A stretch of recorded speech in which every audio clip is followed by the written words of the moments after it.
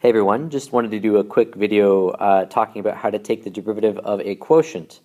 So, what I mean by the derivative of a quotient is, let's suppose that we have a function, y, which is basically in the form of f of x over g of x, where of course g of x is not 0. How would we take the derivative of this sort of function? Well, there's actually two different ways. The first one is to use something called the quotient rule. And what the quotient rule is it's like the other derivative rules, like product rule and chain rule and so on. It's basically summarized by a formula, and this is the formula. So to take the derivative, we get y prime is equal to g of x times f prime of x minus f of x times g prime of x all over g of x squared. Now you're going to notice that that's a pretty long formula, and it looks a little bit scary. It's not very difficult to use necessarily, but a lot of people don't like to use it, which is why we actually have a second method. Now, some people like to use the quotient rule, some people like to use the second method. And let me tell you what that second method is. So the second method is to actually use the product rule and the chain rule to evaluate a quotient, the derivative of a quotient. So the product rule and the chain rule, how can those be used to evaluate the derivative of a quotient function?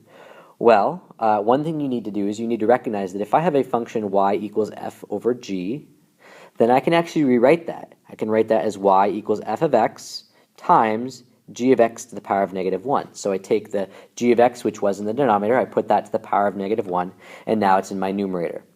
So what you're going to notice is that I have basically two functions which are being multiplied, the first of which is f of x, and the second one is g of x to the power of negative 1.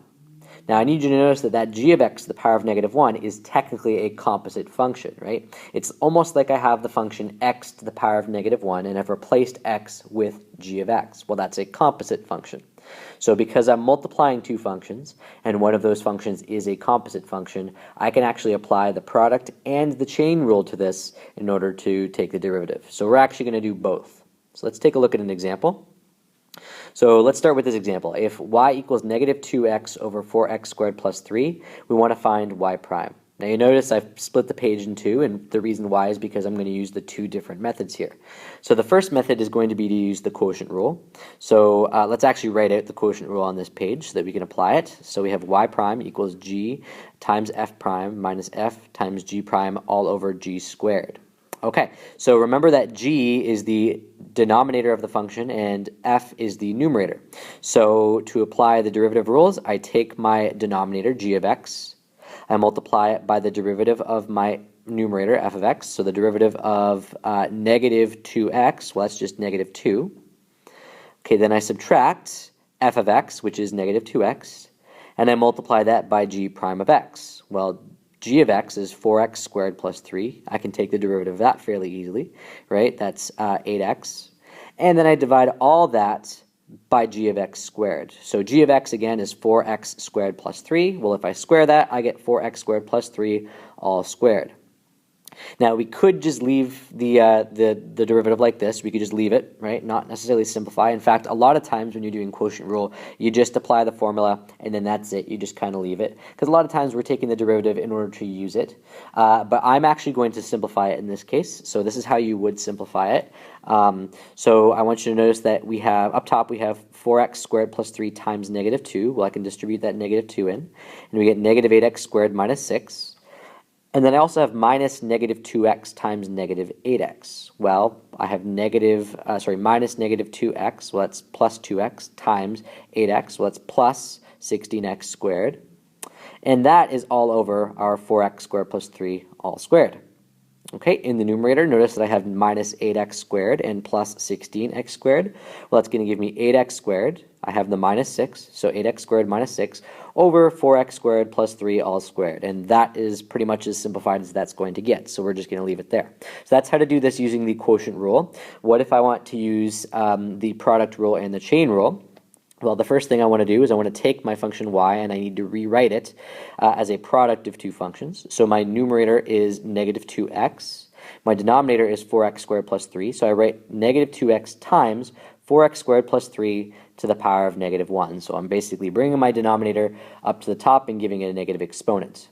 Okay, so now I have two functions and they are multiplying. I've got negative 2x, which is my first function, and my second function is 4x squared plus 3 to the power of negative 1. And I want you to notice that that is a composite function. It's like I've taken the function x to the power of negative 1 and I've replaced x with 4x squared plus 3. Okay, so let's apply the product rule. All right, so to get y prime, we take the first function for product rule, which is negative 2x, and I need to multiply it by the derivative of the second function.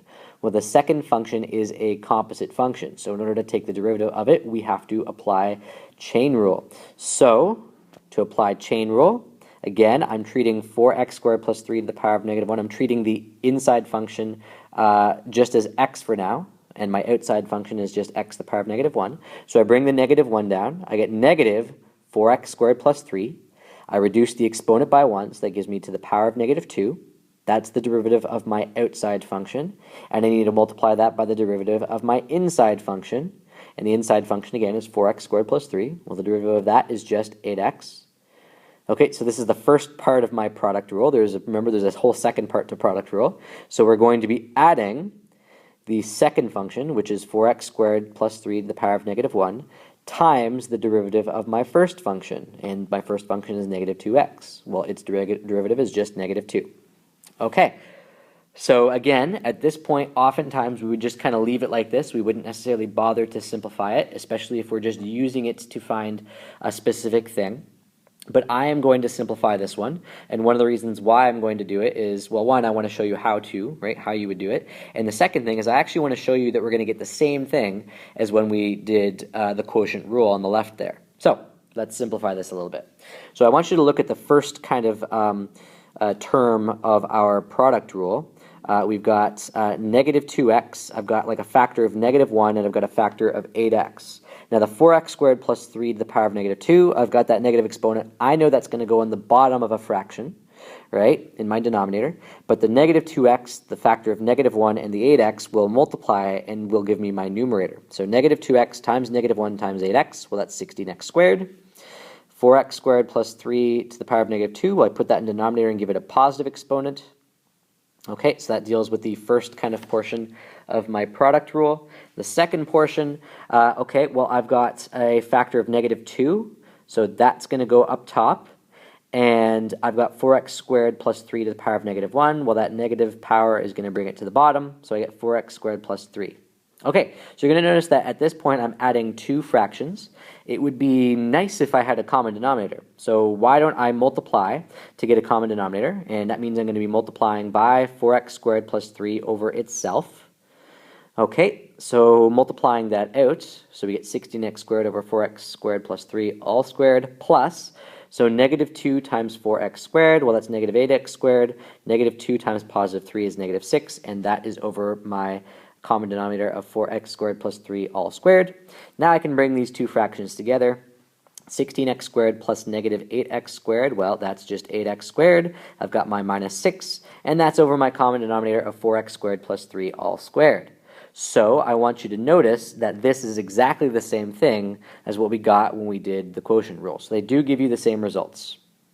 Let's try one more example. Now this one's going to be a very complicated example, but we'll make it through it. So let's say we have if y equals 3x minus 1 all squared over the square root of 5x plus 2. Let's say we want to find y prime. Now in this case, I am going to apply the quotient rule. You could apply the product and chain rules, but you would actually end up having to apply chain rule a couple of times. So I'm actually just going to use the quotient rule in this particular case. So again, let's rewrite this, right, so that we can actually recognize the exponents. So instead of having a radical, I'm going to have a power of a half. All right, so now you can see that my function up top is 3x minus 1 all squared, and my function on the bottom is 5x plus 2 to the power of a half. All right, so let's write out our quotient rule. G of x times f prime of x minus f of x times g prime of x all over g of x squared. All right, so g of x, which is my denominator, well, that's 5x plus 2 to the power of a half. F prime of x, well, you're going to notice that I have 3x minus 1 to the power of 2. That is actually a composite function, right? It's almost like I've taken x squared and I've replaced the x with 3x minus 1. So I'm going to have to apply chain rule to this. So I bring the 2 down, I multiply by 3x minus 1, and then I reduce the exponent by 1. So it was 2, now it's 1, so I don't actually have to put it. That is the derivative of the outside function in this case. We have to multiply by the derivative of the inside function, and the inside function is 3x minus 1. Its derivative is just 3.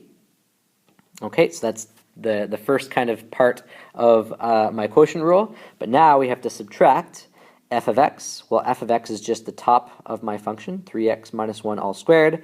And now I need to multiply that by the derivative of g of x. But you're going to notice that g of x is technically a compound function as well, or a composite function. So I'm going to have to apply chain rule again. So we take the exponent, a half, we bring it down, multiply that by 5x plus 2, and now I need to reduce the exponent by 1, so a half minus 1, well that's negative a half. That is the derivative of the outside function. I have to multiply now by the derivative of the inside function, so that's the derivative of 5x plus 2. That's just 5. Alright, so that's the top of my quotient rule. And I divide that by g of x squared, which is 5x plus 2 to the power of a half. I square that, of course. Now you're going to notice that this looks really, really messy and complicated and really intimidating, actually. Again, at this point, you would probably just leave this the way it is. You probably would not want to simplify. I mean, there's really not a lot you can do to simplify it. There's a couple of things you could do. So, for example, you're going to notice that right here, those are things that are multiplying. So if you multiply those out, you get 2 times 3, which is 6. 6 times 3x minus 1, well, that's 18x minus 6. And then you have 5x plus 2 to the power of half. Well, I guess you could write that with a radical, so times the square root of 5x plus 2. There's not a ton you can do in this second part here. I guess you have, so minus, you've got the half and the 5, so you can multiply those, and you get 5 over 2. And then you have 3x minus 1 to the power of 2, and then you have the factor of 5x plus 2 to the power of negative a half.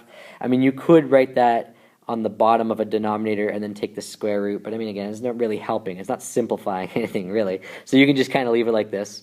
And then I want you to notice that the bottom, right, in the denominator of this quotient rule, you have 5x plus 2 to the power of half to the power of 2. Well, power of half, power of 2, if you actually multiply the exponents there, they give you 1, so you're left with over 5x plus 2. And that's pretty much as simple as that's going to get. You're not going to really be able to simplify it much more than that. So you'd kind of just leave it like this.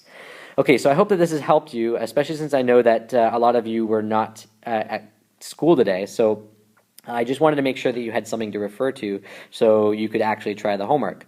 Hope it helps. Take care.